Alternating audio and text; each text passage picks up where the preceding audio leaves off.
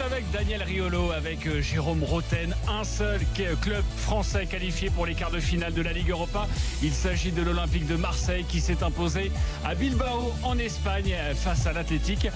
2-1 et élimination de l'Olympique lyonnais qui s'est incliné sur sa pelouse 3-2 face au CSK Moscou. Avant de nouveau parler de cette défaite de l'Olympique lyonnais, je voudrais parler extra sportif, et c'est vrai que j'ai la sensation qu'à chaque fin de rencontre on parle de ça, mais sachez que lors de la rencontre entre Bilbao et Marseille, 2 supporters de Marseille ont blessé 2 policiers. Il y a un suspect qui a été arrêté, et dans l'autre rencontre entre Lyon et le CSK Moscou, au moins 8 policiers blessés après des échauffourées.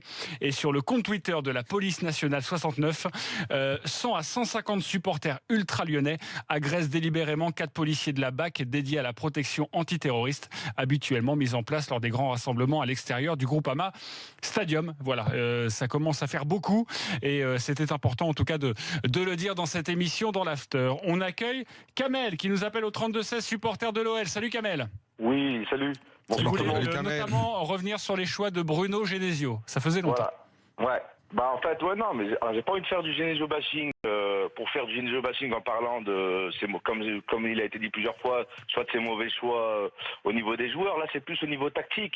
Tout à l'heure, Daniel Riolo en a parlé, mais les espaces entre les lignes. En fait, il y a des failles tactiques pour moi qui sont énormes, que je peux regarder 30 matchs par semaine, même des petites équipes de bas niveau, on voit pas ça. C'est qu'il y a 30 mètres entre les attaquants et les milieux, il n'y a aucun pressing, on défend en reculant, et à un moment donné, ça, c'est depuis le début de la saison, donc c'est qu'à un moment donné, c'est dû à l'entraîneur quand même. Alors je veux bien les joueurs, hein. Depay, c'est énervant, le Traoré, c'est énervant, ok d'accord, mais ces joueurs-là, ça reste quand même des joueurs qui ont joué certains dans des grands clubs, même s'ils n'ont pas fait des grandes carrières, mais c'est des internationaux. Donc à un moment donné, l'entraîneur, il faut qu'on en parle, quoi, tout simplement. Non, mais Kamel, est-ce qu'on peut mettre sur la table ensemble une sorte de niveau de responsabilité. Ouais. T'as d'abord un président qui parle énormément et donne beaucoup de leçons un peu à tout le monde. Ok. Ouais, c'est vrai. Donc quand après tu prends des claques dans la tronche comme ça, c'est un peu la honte. Hein. Bon, lui, il nomme Genesio, il le met. On sait dès le début de l'histoire que ça marchera pas. Pour un tas de raisons, on revient pas dessus. Bref, à chaque fois, il nous fait croire il nous revend le machin et tout. Genesio, on est d'accord, on en a parlé, t'en as parlé, j'en ai parlé. La compo ce soir, on comprend pas. Pourtant, t'es dans le confort, t'as gagné 1-0 l'aller, machin. Tu fais le match, c'est pourri. Tu me dis, et t'as raison, ouais, mais les mecs devant. Les mecs devant, c'est un problème de management. Le problème de management, c'est soit l'entraîneur, si c'est également de sa responsabilité, mais c'est également tout le staff qui est avec lui.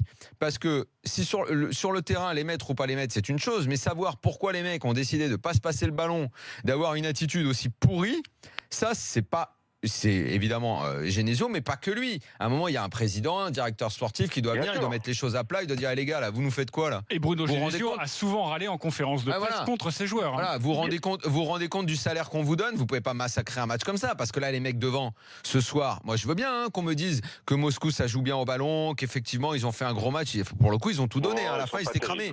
Mais, excuse-moi, mais Lyon, en s'investissant juste 2 fois plus, il le passe ce tour, hein. Même ce soir à l'arraché, il le passe. Hein. Ils doivent le passer, hein. Même à l'arraché, même en jouant mal, hein. Ils peuvent le passer. Hein. Là, c'est vraiment lamentable de chez lamentable ce qui s'est passé. Et les mecs de devant, il y a quand même des gars qui doivent leur demander des comptes. Alors, je sais pas si c'est Aulas. À une époque, Aulas, il le faisait, ce taf-là. Hein. C'est lui qui descendait dans le vestiaire, qui remontait les bretelles aux gens, qui serrait les boulons. Est-ce que c'est toujours lui? Est-ce qu'il y a un mec dont c'est le travail maintenant? Ou est-ce que Genesio doit tout faire? Mais les responsabilités, quand la semaine dernière, pour le PSG, après, ils sont tombés contre le Real, hein, quand même. Hein, c'est pas la même chose. Ouais. Mais bon, catastrophe aussi, on l'a dit. On a tapé sur tout le monde, à juste titre selon moi, parce que le club progresse pas.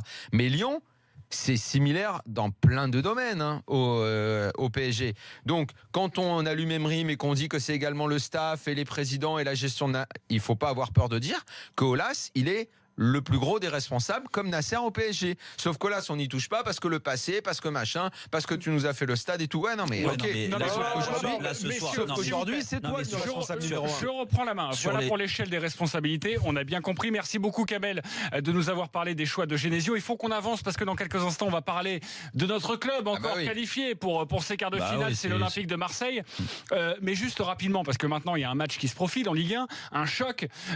Marseille-Lyon, dimanche soir. Est-ce que vous pensez que Lyon peut se remettre de cette élimination ? Marseille est ultra favori sur ce match. Déjà parce que une telle déroute ce soir pour les Lyonnais va laisser des traces et que ce match arrive vite, il arrive dimanche, donc c'est-à-dire dans 3 jours, que Marseille arrive avec ce dynamisme de s'être qualifié très correctement, on va revenir tout à l'heure dessus, donc forcément avec 5 points d'avance. En plus de ça, à domicile, un stade qui sera certainement rempli à la cause des Marseillais. Ça peut être une fin de saison pourrie pour Lyon. Je pense que ça peut être terrible pour les Lyonnais parce que ce qu'on a vu ce soir, on peut tout refaire. Il y a un manque de caractère déjà, mais après oui. Je rejoins Daniel et Kamel qui vient d'appeler. Il y a aussi des lacunes tactiques que Bruno Genesio, il s'est amélioré dans plein de choses et on l'a dit ici. Et moi je l'ai dit. Et pourtant j'ai été très critique avec lui l'année dernière, mais que il n'arrive pas à s'adapter en cours de match. C'est tout que quand son équipe est en difficulté, et les changements de joueurs juste poste pour poste, il faut autre chose. Et il faut aussi redonner à des joueurs qui sont jeunes et qui manquent d'expérience de ce côté-là. Et on reparlera de l'Olympique Lyonnais dans l'after évidemment et notamment pour cette rencontre entre Marseille et Lyon. Parlons maintenant de l'Olympique de Marseille, qualifié donc pour les quarts de finale. Est-ce que vous savez, je vous pose une question, la spécificité de ces quarts de finale de la Ligue Europa ? Un club par pays. Oh, incroyable. De toute façon, Daniel Riolo toujours là. Oui, peu, c'est vrai. Il y a l'Atlético Madrid, il y a la Lazio de Rome, il y a Leipzig en Allemagne, il y a le Sporting Portugal, Marseille, le CSKA Moscou, Arsenal et Salzbourg pour l'équipe autrichienne. Et pour revenir sur cette victoire de l'Olympique de Marseille à Bilbao 2-1, on accueille notre drôle de dame, Fred Hermel. Salut mon Fred. Hola chicos. Salut Fred. Salut les amis. Bon, sur les 2 confrontations, on a vu qu'une seule équipe, on est d'accord ? Mais c'est totalement logique. On en avait parlé dès le tirage au sort. L'Athletic Club de Bilbao est dans un état lamentable. Ils sont 12e, ils étaient 14e avant le match aller, ils sont 12e parce qu'ils ont gagné ce week-end, mais rien ne va plus dans cette équipe. Enfin, ça m'a même fait de la peine parce que j'aime bien leur philosophie de ne jouer qu'avec des Basques, etc. Mais on a quand même le sentiment que dans le football ultra mondialisé d'aujourd'hui, c'est de plus en plus dur. En plus, il y a quand même de gros problèmes depuis le départ d'un excellent entraîneur qui s'appelle Valverde. Siganda, ça marche pas. Il y a eu 2 blessés pendant la première période, des blessures musculaires. C'est-à-dire qu'on a en plus des problèmes de préparation physique. Donc voilà. Mais je veux surtout pas enlever de mérite à l'OM parce que Bilbao, il y a quand même de bons joueurs. Alors Doris, etc. Donc ils ont très bien joué, ils ont très bien géré les 2 matchs. Il y a rien à dire. Ouais, mais vu de France, toi tu t'as donné vue d'Espagne. Vue de France, que au moment du tirage au sort, tu dises que Bilbao soit pas terrible, on t'écoute évidemment. Que Bilbao ait des problèmes. Oui, mais vu de France, à part pour ceux qui n'ont toujours pas réellement compris l'état de notre football et l'état du football européen, battre un club de Liga, pour moi, c'est déjà une grosse performance pour un club français. Oui. Lyon l'a fait contre Villarreal et on avait dit que c'était très bien. Ça m'avait même étonné. Ça m'avait même étonné parce que si on m'avait demandé de miser au moment du tirage au sort, je pense que j'aurais dit que Villarreal pouvait sortir en plus à ce moment-là. Parce que j'ai vu Villarreal toute cette saison et c'est une équipe qui va pas bien. Ouais. Mais après, je trouve ça plus logique que Marseille batte l'Athletic que Lyon n'ait pu battre Villarreal. Oui. C'était pas le cas de tout le monde. Je suis d'accord avec Daniel. Avant le match, beaucoup de gens disaient Villarreal, il va falloir se les coltiner. Moi, un club français tombe sur un club espagnol, quel qu'il soit, je dis jamais il va gagner. Je veux voir. Je veux voir le truc avant. Mais ça arrive souvent. Comment ça part contre le Real et Barcelone. Si tu me parles du Real et Barcelone, tu regardes les autres, Daniel. Désolé. Lyon qui tombe sur la Sociedad en tour préliminaire, ils se font fesser. Il y a combien de temps ? Non, maintenant ça s'est inversé sur ces équipes-là. Je te parle pas de. Sur ces équipes-là. Quand est-ce qu'on a joué que c'est arrivé ? Il y a 2 ans, l'OM contre Bilbao, ils se sont fait taper. Écoute, il y a eu quoi ? Quand est-ce que c'est arrivé ? C'est pas si fréquent que ça. Écoute, il y a Monaco qui a sorti.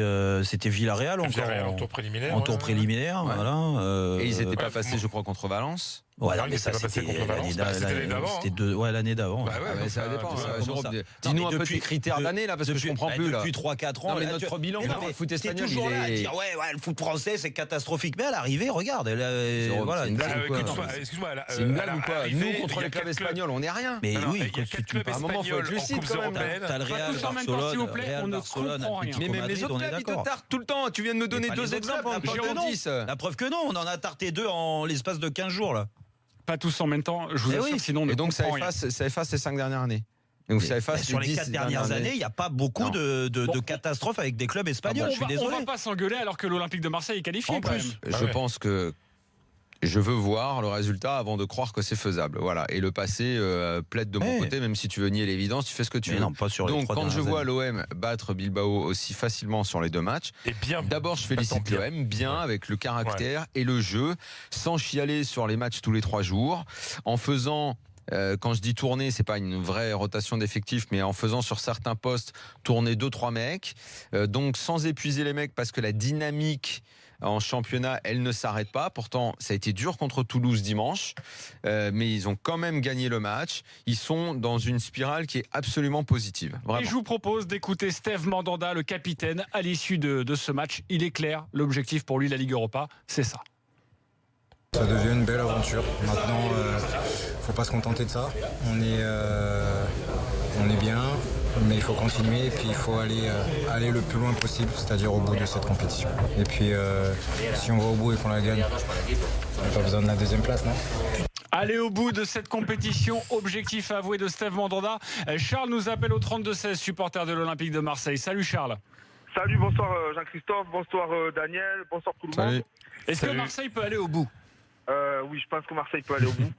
D'après moi, après, je vois de plus en plus que l'équipe Moi, déjà. ça en revanche, elle moi se je trouve- comprends pas qu'on parle comme ça. Moi, j'arrive pas. Mais bon, ils sont supporters dans On va l'OM. laisser Charles parler quand même. Vas-y Tout Charles. de suite, Daniel, il s'affole. Non, Daniel, je vous explique pourquoi. Parce que moi, je vois que je pense que Marseille, peut-être au contraire de Lyon, je pense, d'après moi, c'est le seul club qui joue vraiment à fond cette Ligue Europa.